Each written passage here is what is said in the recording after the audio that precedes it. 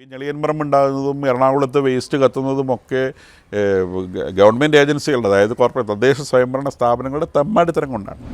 Diaper ഒരു blade ഉപയോഗിച്ച് open ചെയ്ത് അതിനകത്തുള്ള വാട്ടർ അബ്സോർബ് ചെയ്ത സിലിക്ക ജെൽ ഒരു ബക്കറ്റിലേക്ക് ഇട്ട്, ഇപ്പോൾ എല്ലാ വീടുകളിലും കുഞ്ഞുങ്ങളുണ്ടാവും, ഏത് വീട്ടിലും രോഗി ഉണ്ടാവാം. അപ്പോൾ ഈ സാധനം ഉപയോഗിക്കും.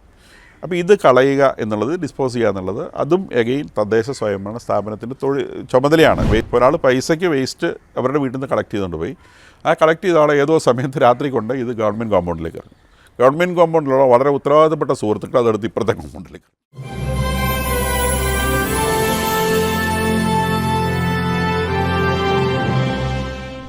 സൺഡേ ശാലോമിലേക്ക് സ്വാഗതം. ഞാൻ ജോസ് ജോൺ മല്ലികശ്ശേരി. സമീക്ഷ.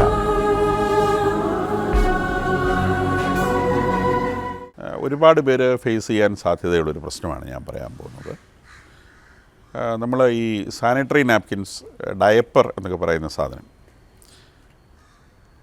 ഹ്യൂമൻ സാനിറ്റേഷന് വേണ്ടി ഉപയോഗിക്കുന്നൊരു സംഗതിയാണല്ലോ. അതിപ്പം കുഞ്ഞുങ്ങളെ ഡയപ്പറുകൾ കെട്ടി നമുക്ക് പ്രൊട്ടക്റ്റ് ചെയ്യേണ്ടതുണ്ട്. അതുപോലെ കിടപ്പ് രോഗികളായിട്ടുള്ളവരെ, തീരെ കൈകാര്യം ചെയ്യാൻ പറ്റാത്ത ആളുകൾക്ക് ഡയപ്പറുകൾ ഉപയോഗിക്കേണ്ടി വരും. ഒരുപക്ഷെ യൂറിനറി ബ്ലാഡറുമായിട്ട് എന്തെങ്കിലും ബന്ധപ്പെട്ട പ്രശ്നമുള്ള ആളുകൾക്ക് ഡയപ്പറുകൾ ഉപയോഗിക്കേണ്ടി വരും. ആ സാധനം ഡിസ്പോസ് ചെയ്യുക എന്ന് പറയുന്നത് വളരെ കോംപ്ലിക്കേറ്റഡ് ആയിട്ടൊരു വിഷയമാണ്.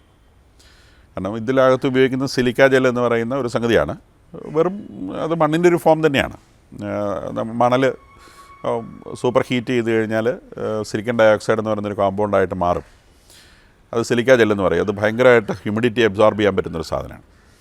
അപ്പോൾ അത് വെള്ളത്തിനെ അങ്ങ് അബ്സോർബ് ചെയ്ത് അങ്ങ് ചേർത്ത് വീർത്ത് കഴിഞ്ഞാൽ കണ്ടു കഴിഞ്ഞാൽ നമുക്കൊരു അനിഷ്ടം തോന്നുന്നൊരു വസ്തുവായിട്ട് മാറും. അപ്പോൾ അത് ഒരിടത്ത് ഇടാൻ പറ്റത്തില്ല, തൊടുന്നിടത്തെല്ലാം ഒട്ടുന്ന ഒരു സാധനമായി തീരും. അപ്പോൾ അതിനെ എങ്ങനെ ഡിസ്പോസ് ചെയ്യും?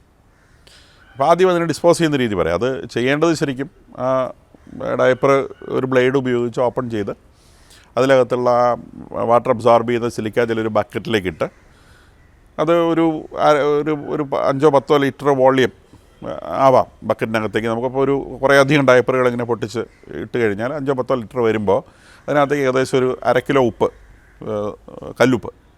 കല്ലുപ്പിട്ട് ഇളക്കുകയാണെങ്കിൽ ആ കല്ലുപ്പിൻ്റെ സാന്നിധ്യത്തിൽ ഈ സിലിക്ക ജെല്ല് മുഴുവൻ ലിക്വിഫൈ ചെയ്യപ്പെടും, വെള്ളമായിട്ട് മാറും, ലിക്വിഡായിട്ട് മാറും. ആ ലിക്വിഡായിട്ട് മാറുന്ന ഈ സിലിക്ക ജെല്ലിനെ കുഴിച്ചിടുകയാണ് ഏറ്റവും ബെസ്റ്റ് പരിപാടി. ഒരു ചെറിയ കുഴിയെടുത്ത് ആ കുഴിക്കകത്തേക്ക് വെള്ളം ഒഴിച്ച് അതിന് മുകളിൽ മണ്ണിടണം. അത് മണ്ണുമായിട്ട് മിക്സ് ചെയ്ത് പോകണം. അല്ലാതെ വെറുതെ മണ്ണിൻ്റെ മുകളിൽ ഒഴിക്കുകയോ തെങ്ങിൻ ചോട്ടിൽ ഒഴിക്കുകയോ ഒന്നും ചെയ്യരുത്. തെങ്ങിൻ ചോട്ടിലൊക്കെ ഒഴിച്ച് കഴിഞ്ഞാൽ പിന്നീട് ഇറങ്ങുമ്പോൾ കാലയിൽ മുളഞ്ഞിനൊട്ടുന്നത് പോലെ ഒട്ടും.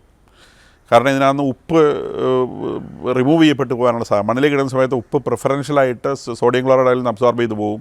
വീണ്ടും സിലിക്ക ജെൽ അവൻ്റെ പഴയ സ്വഭാവം കാണിക്കും. അപ്പോൾ ആ പഴയ സ്വഭാവം കാണിക്കാതിരിക്കാൻ വേണ്ടി ഇതിനെ മണ്ണിനകത്തിട്ട് മണ്ണിട്ട് മൂടിക്കളയുക ചെയ്യേണ്ടത്. ഇടയ്ക്കിടയ്ക്ക് കുറച്ച് മണ്ണിട്ട് കൊടുക്കണം, ഏറ്റവും ബെസ്റ്റ്. അപ്പോൾ ഈ ഉപ്പുമായി കലർന്നിരിക്കുന്ന ഈ അവസ്ഥയിൽ തന്നെ അത് മണ്ണുമായിട്ട് മിക്സ് ചെയ്ത് പോവുകയാണെങ്കിൽ അത് മണ്ണായിട്ട് തന്നെ അങ്ങ് മാറിക്കോളും. പിന്നെ അതിനെക്കൊണ്ട് നിങ്ങൾക്കൊരു ശല്യം ഉണ്ടാവില്ല.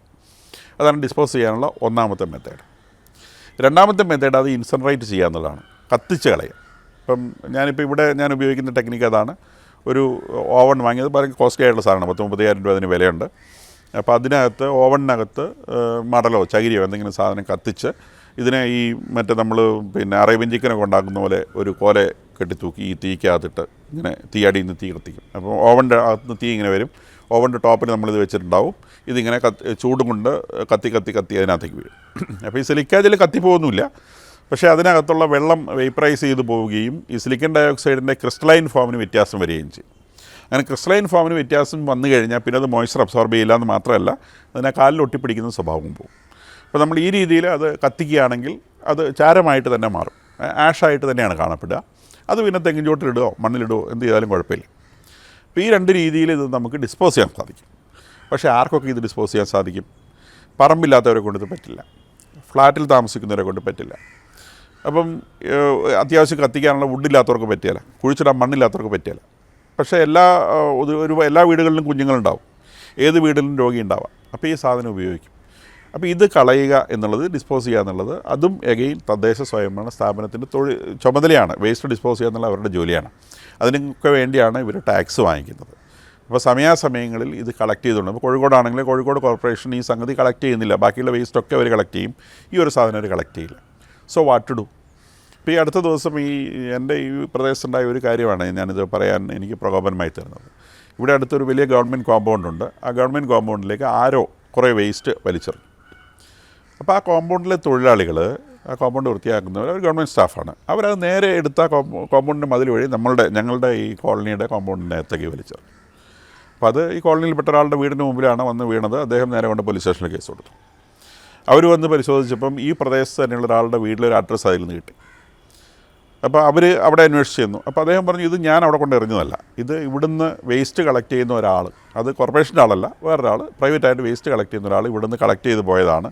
അയാൾ അതിൻ്റെ പൈസയും വാങ്ങിക്കൊണ്ടാണ് പോയത്. അപ്പോൾ ഒരാൾ പൈസയ്ക്ക് വേസ്റ്റ് അവരുടെ വീട്ടിൽ നിന്ന് കളക്ട് ചെയ്തുകൊണ്ട് പോയി. ആ കളക്ട് ചെയ്ത ആളെ ഏതോ സമയത്ത് രാത്രി കൊണ്ട് ഇത് ഗവൺമെൻറ് കോമ്പൗണ്ടിലേക്ക് ഇറങ്ങി. ഗവൺമെൻറ് കോമ്പൗണ്ടിലുള്ള വളരെ ഉത്തരവാദിത്തപ്പെട്ട സുഹൃത്തുക്കൾ അതെടുത്ത് ഇപ്പുറത്തെ കോമ്പൗണ്ടിലേക്ക് ഇറങ്ങി. അപ്പോൾ ഇതാണ് സംഭവിച്ചത്. വാസ്തവത്തിൽ വേസ്റ്റ് ഡിസ്പോസൽ എന്ന് പറയുന്നത് എല്ലാവരും കൂടി ചെയ്യേണ്ട ഒരു കാര്യമാണ്. ഒരു ഗവൺമെൻറ് സെർവൻറ്റ് അല്ലെങ്കിൽ ഗവൺമെൻറ് ഒരു മുനിസിപ്പൽ ജീവനക്കാരന് ഒരു കാരണവശാലും ചെയ്യാൻ പാടില്ലാത്തൊരു പണിയാണ് അവരുടെ കോമ്പൗണ്ടിൽ വന്ന സാധനം മറ്റേ കോമ്പൗണ്ടിൽ എറിയുക എന്നുള്ളത്. അവരൊരിക്കലും അത് ചെയ്യാൻ പാടില്ല. അവരുടെ കോമ്പൗണ്ടിൽ അങ്ങനെ ഒരു സാധനം എറിയപ്പെട്ടിട്ടുണ്ടെങ്കിൽ അവരത് പോലീസിൽ കംപ്ലയിൻറ്റ് ചെയ്യാണ് വേണ്ടത്. അവരുടെ കോമ്പൗണ്ടിൽ ഇങ്ങനെ ഒരു സാധനം ചെയ്തു, അപ്പോൾ അത് പോലീസുകാർ അന്വേഷിക്കും എങ്ങനെ വന്നു എന്നുള്ളത്. അല്ലാതെ അവരത് വലിച്ച് ഇപ്പുറത്തേക്ക് ഇട്ടു എന്നുള്ളത് ഏറ്റവും എന്താ പറയുക, ദുർമാതൃകയാണെന്ന് പറയേണ്ടി വരും. കാരണം സാധാരണക്കാരൻ ചെയ്യരുതാത്ത ഒരു കാര്യമാണ് യൂണിഫോം ഇട്ട ഒരു ഗവൺമെൻറ് ജീവനക്കാരൻ ചെയ്തിരിക്കുന്നത്. അങ്ങനെ ഒരു കാര്യം, അങ്ങനെ ഒരു പ്രവൃത്തി ഒരിക്കലും ചെയ്യാൻ പാടില്ല. വേസ്റ്റ് ഡിസ്പോസ് ചെയ്യുന്നത് അങ്ങോട്ടും ഇങ്ങോട്ടും എറിഞ്ഞിട്ടല്ല. വേസ്റ്റ് ഡിസ്പോസൽ എന്നുള്ളത് വളരെ കളക്റ്റീവായിട്ടൊരു പ്രവൃത്തിയാണ്, എല്ലാവരും കൂടി ചെയ്യേണ്ടതാണ്. അപ്പോൾ ഞാൻ നേരത്തെ പറഞ്ഞതുപോലെ അവനവന് ചെയ്യാൻ പറ്റുന്ന അവനവന് ചെയ്യാം. അവനവന് ചെയ്യാൻ പറ്റാത്തത് നിർബന്ധമായും ഗവൺമെൻറ് ഏജൻസികൾ, അത് കോർപ്പറേഷനാവട്ടെ, പഞ്ചായത്താവട്ടെ, മുനിസിപ്പാലിറ്റി ആവട്ടെ, ആ ഗവൺമെൻറ് ഏജൻസികൾ അത് ചെയ്തേ പറ്റൂ. വേസ്റ്റ് ഡിസ്പോസ് ചെയ്തേ പറ്റൂ. വലിയ ഇൻസിനറേറ്ററുകൾ ഉണ്ടാക്കി ഇത് ചെയ്യാൻ ഗവൺമെൻറ്റിന് യാതൊരു പ്രയാസവുമില്ല. ഇപ്പോൾ ഈ ഞെളിയൻപറമ്പ് ഉണ്ടാകുന്നതും എറണാകുളത്ത് വേസ്റ്റ് കത്തുന്നതുമൊക്കെ ഗവൺമെൻറ് ഏജൻസികളുടെ, അതായത് കോർപ്പറേറ്റ് തദ്ദേശ സ്വയംഭരണ സ്ഥാപനങ്ങളുടെ തെമ്മാടിത്തരം കൊണ്ടാണ്. സമയാസമയങ്ങളിൽ വേസ്റ്റ് കൃത്യമായി ഡിസ്പോസ് ചെയ്ത് കളയാത്തത് കൊണ്ടാണ് വേസ്റ്റ് കുന്നുകൂടുന്നത്. വേസ്റ്റ് ഡിസ്പോസ് ചെയ്യാൻ അതിൻ്റേതായ ടെക്നിക്സ് ഉണ്ട്. അതിനുള്ള പണം മുഴുവൻ വാങ്ങിയെടുക്കുന്നുണ്ട്. അത് മുഴുവൻ വേസ്റ്റാക്കുകയും അഴിമതിയുടെ കാര്യമൊന്നും ഞാനിവിടെ പറയുന്നില്ല, ഒന്നാരും അറിഞ്ഞിട്ടും അറിയേണ്ട കാര്യങ്ങളല്ല.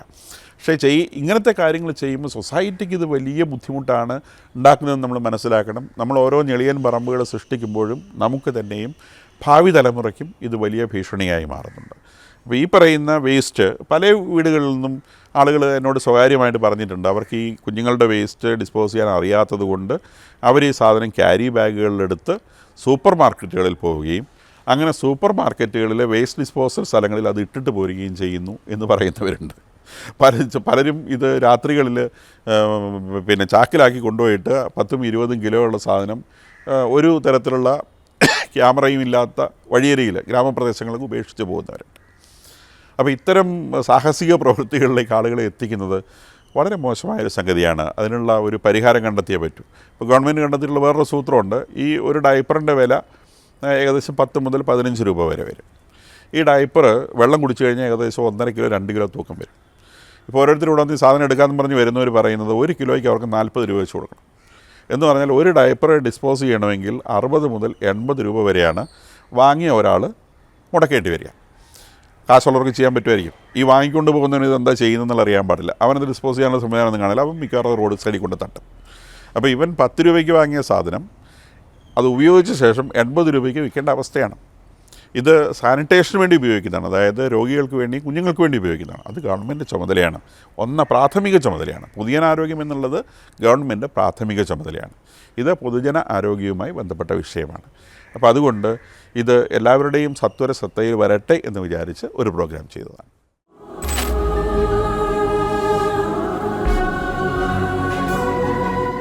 സമീക്ഷ ഇവിടെ അവസാനിക്കുന്നു. വീണ്ടും മറ്റു ചില വിഷയങ്ങളുമായി അടുത്ത ആഴ്ച നമുക്ക് കാണാം.